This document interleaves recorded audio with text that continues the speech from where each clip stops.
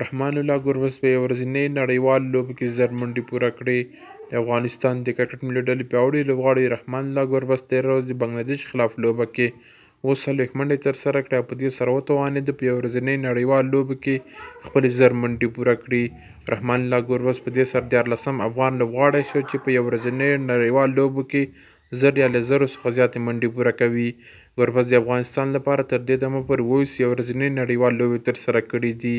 د 28 نړیوالو یو ورځنۍ لوبو چې افغانستان لپاره رحمان الله ګربز ترسره کړي دي هغه یعنې رحمان الله ګربز 15 سلیزې او 2 نیمه سلیزې وهلي دي.